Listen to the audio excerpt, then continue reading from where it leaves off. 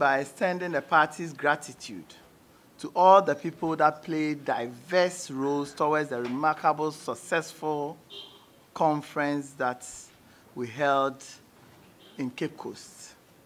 The party is particularly thankful to His Excellency the President and the Vice President, as well as government appointees who graced the occasion despite their busy schedule. We also thank His Excellency the former President Kufuor for his words of wisdom and admonition. The NPP is again appreciative of the FF Antor-led Planning Committee, our invitees, including members of the diplomatic corps, opposition political parties, particularly the NDC, and other political parties that were present, our religious leaders, the media, and more importantly, the hundreds and thousands of party delegates and sympathizers within and outside the country who made it to the conference and contributed to this historic feat. Also, the National Council of the party, at its 4th general meeting, which was held yesterday at Aliza Hotel, noted with delight how members of the party who are aspiring for various positions in the upcoming primaries adhered strictly to the orders it gave regarding the display of campaign posters or banners at the just-ended national conference. Not only did the prospective candidates obey the decision of the National Council, but they were also able to rein in on their supporters who will have otherwise turned the conference ground into one of campaign. In view of this, National Council wishes to applaud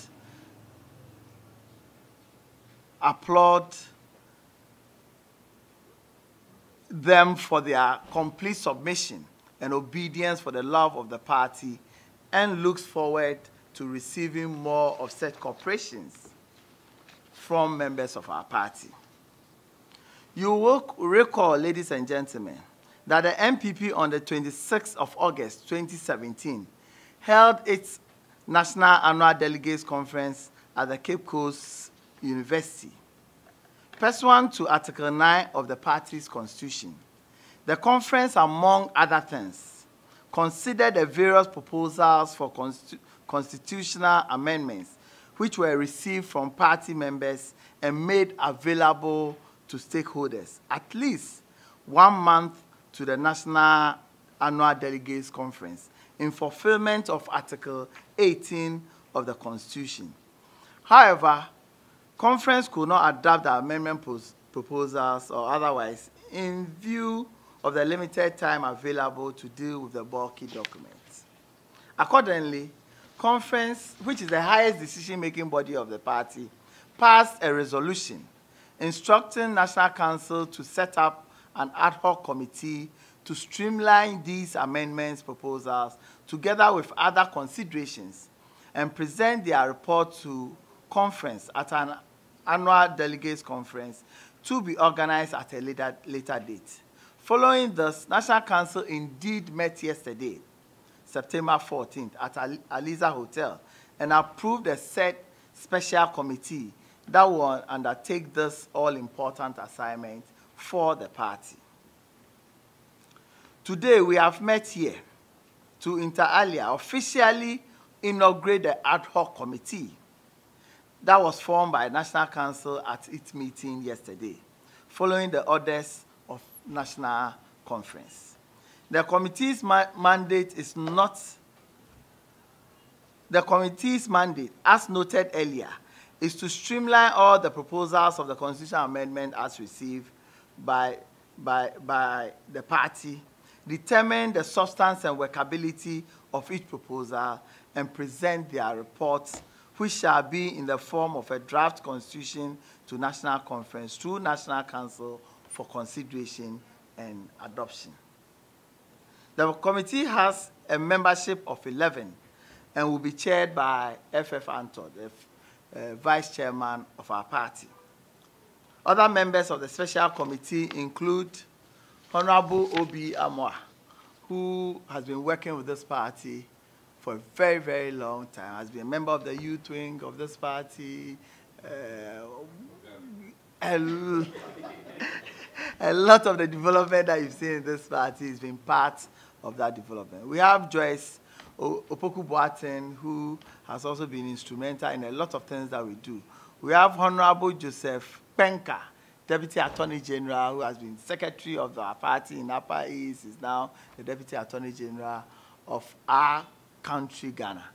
We have Godfred Yabo Dame, who is known to all of you. He's been part of almost all legal battles in our party and has distinguished himself very well. Honorable Hakma Usu Ajiman is a member. He said, I want to be the father of the committee and help in making sure everything is done. We have Honorable Ben Abdallah, who is the MP for Offenso South. He's the chairman of the Constitutional and Legal Committee of Parliament. We have Mrs. Agnes Okujeto, who was the first vice chairperson of our party for 2 terms. And she's coming with vast experience. We have Mr. Ncheje, who is almost the store of all our records in our party over the years, been working for this party since its inception and has been of great help to this party. We have Richard Asante Yeboah, who has been part of the youth wing and the party movement over the period. And we have Mrs. Joyce Ajiman Atefa, who is also a lawyer by profession. You will see clearly that the committee comprises people who have rich knowledge and experience in party organization and, more importantly, on legal matters, since these considerations are very critical to their work. That is why you find the 2 learned AGs as part of this committee, with the likes of Honorable Hackman and F.F. Anto, among others, as critical members of this committee. Per the resolution of National Conference, this ad hoc committee has 2 months within which to present its final report to the party. What it means is that the committee is supposed to present its report to the General Secretary not later than November 15th of this year. National Council yesterday also resolved that 2 weeks after the receipt of the committee's report, it shall reconvene to consider same, and then 2 weeks afterwards, an extraordinary National Delegates Conference will be organized solely for the purpose of considering and adopting the report. That's the draft constitution of the committee's work. All things being equal, we are looking at having this extraordinary conference sometime in the middle of December. Having said that, I have the singular honor at this juncture to declare the committee duly inaugurated. The party has absolute confidence in these illustrious people who were carefully selected to be part of the committee that will do this all-important assignment for the party. We wish them all the best. And most of the members of the committee are here. We have F.F. Anto, Joyce Opoku, Boatin, we have Richard Asante Yeboah, we have Ncheje, Honorable Penka, we have Obiamwa, we have Godfred Dame with us.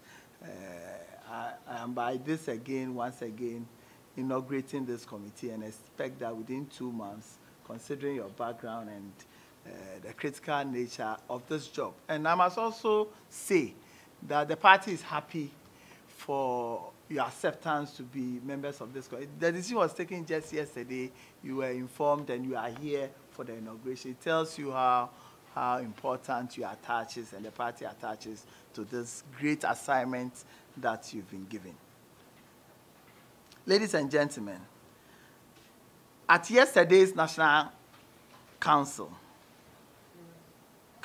unanimously approved the nomination of Hajia Sauda Said as the acting National Women's Organizer of the party.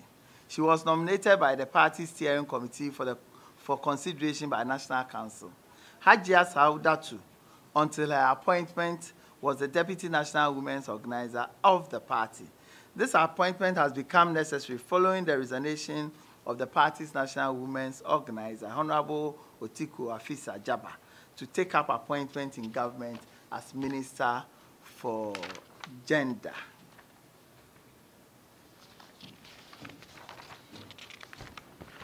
As Minister for Gender.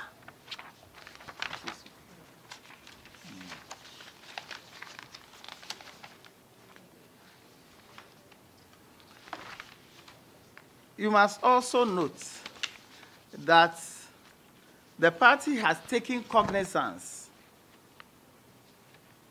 of the fact that government of His Excellency Nana Addo Dankwa Akufo-Addo and His Excellency Alhaji Dr. Mahmoud Bawumia is very much on course to delivering on all its electoral promises. We made electoral promises we made to the good people of this country in the run-up to the 2016 general elections. Even though the government has a 4-year mandate, within which to deliver all the things we promised, which we shall do. It appears we are fulfilling almost all our flagship promises or campaign promises in our first year in government. It is pretty obvious that we cannot finish enumerating all the promises that we have fulfilled so far in the last 8 months of being in government, and so we won't start at all. It is, however, very instructive to make the point that this month of September will surely be written in the annals of Ghana's history as a month of fulfillment and prosperity for the Ghanaian people.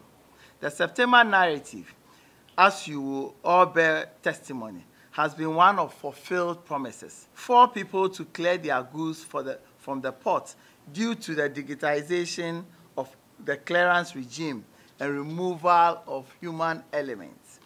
This laudable policy also makes it possible for government to plug the loopholes in our revenue collection system at the ports, as evidence in the available data, which shows, for instance, that revenue at the port has increased from 130 million in the first week of September to 213 million in the same period of 2017, representing a whopping 56% revenue improvement for the state.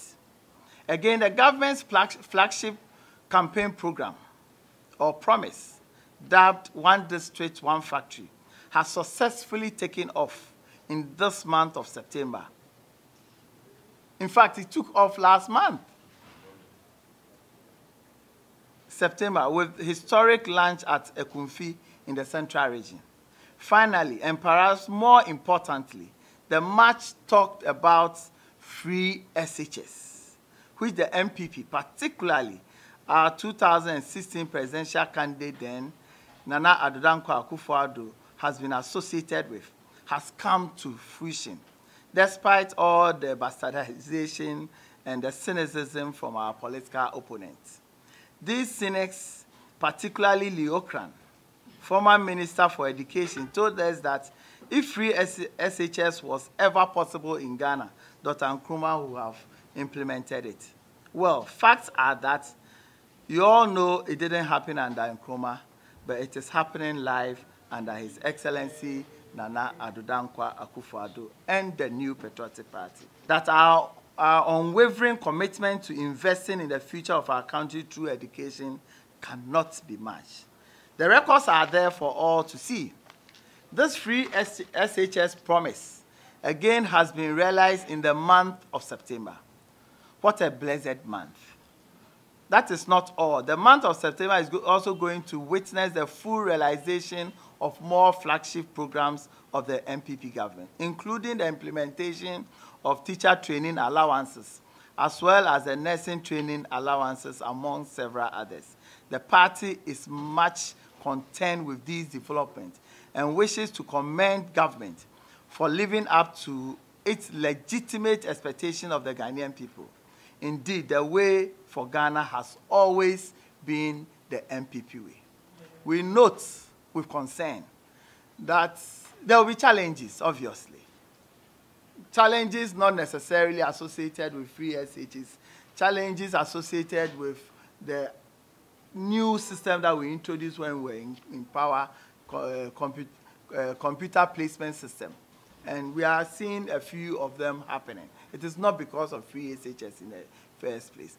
We will still be working at it. A journey of 1,000 miles starts with a step.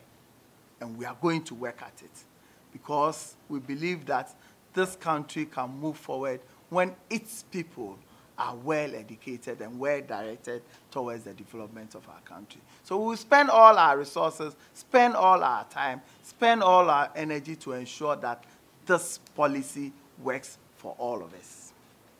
We wish to conclude by once again expressing our confidence in the ability of the Akufo-Addo government to deliver the needed prosperity to the Ghanaian people.